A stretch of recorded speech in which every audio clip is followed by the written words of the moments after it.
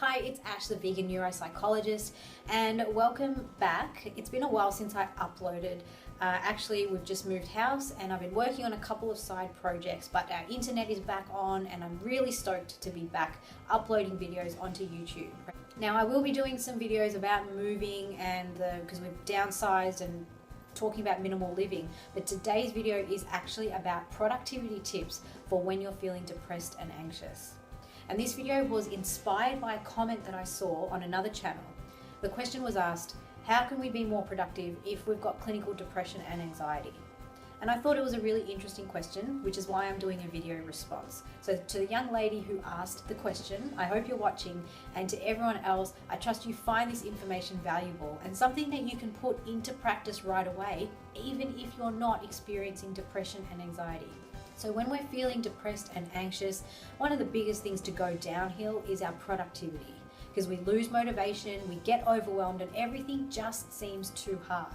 Now, it is possible to achieve goals, but the finish line is further away, and sometimes it feels like it's way too much effort, insurmountably so, to get to that finish line.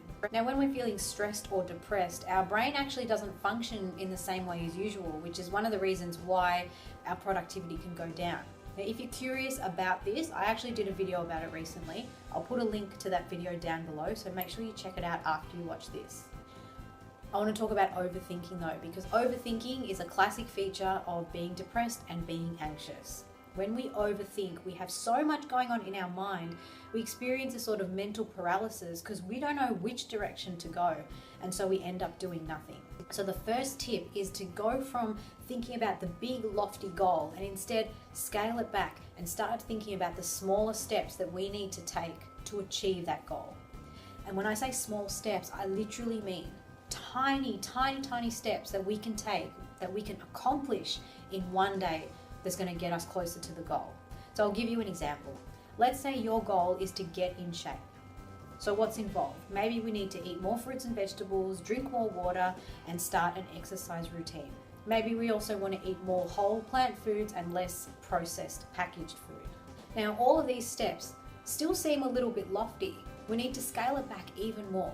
What is something that we can start doing today, right now? Maybe we can drink an extra 2 glasses of water. Maybe we can eat an extra serving of fruit and an extra serving of vegetables. See, the big goals are never achieved overnight. If we want to get into shape, it's not just going to be one healthy meal or one workout that's going to get us there. It's actually those teeny tiny steps. But when we take those tiny steps every single day, and you add that up over the days, weeks, months, and years, we actually end up traveling a great distance. And that's how we get to the finish line of our goal. So once we get our mind out of that big picture thinking, rather than thinking about the big goal and all the things we need to do, we just bring it back, pare it back down to those measurable, teeny tiny steps that we can accomplish in one day. And we just need to pick the one step that's going to be the most effective at moving us towards our goal right now. So let's say you want to get in shape and your diet's pretty good and your sleep is pretty good and you're getting enough water, but you know that you need to do some more exercise. Then that's where you start.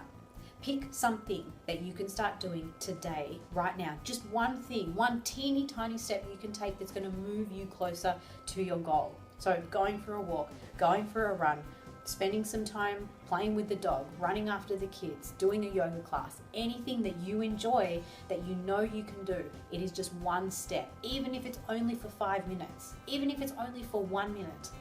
The tiniest step that you can think of that's going to move you towards your goal. Anybody can spare 1 minute for that. And even though it might feel like it's only the tiniest step, remember it's the tiny steps that actually add up to the greatest strides in the long run. And my third tip is to always keep your eye on the prize. And I don't just mean the goal, I mean the reason behind the goal. Why do you want to get in shape? It's not just to get in shape, there's something more than that. Maybe you want to look good on the beach. Maybe you want to fit into a dress for your high school reunion. Maybe you want to be able to keep up with your kids. Maybe you want to live long enough to be able to see your kids have kids. We've all got our different reasons for doing what it is that we're doing. And when we keep our eye on the prize, when we keep our eye on those big reasons for doing what we're doing, that's where our motivation comes from. So it's not just the things that we're trying to avoid. Because sure, we might want to try and avoid heart disease, avoid obesity, avoid a shortened life and a poor quality of life. But what is it that we're really going for? We want more energy, more health, more vitality. We want to have stronger nails and glowing skin and healthy hair, and we want to fit into our clothes, and we want to feel comfortable and be confident. These are all the things that we're wanting to achieve. It's not just the stuff that we're trying to avoid, it's the stuff that we're going for. And when we keep those things in the forefront of our mind, that's where motivation comes from. The more we think about it and the bigger the picture that we can paint of this wonderful future that we're going to experience, that's what gets us motivated, or at least that's what maximizes our motivation, even in the moments when we don't feel motivated at all. So I'm going to keep this video short. I'm going to wrap it up there. Let me know how you go. Try some of these ideas out. Tell me what you think, if it helped or not. Leave me a comment down below, and I will see you in the next video.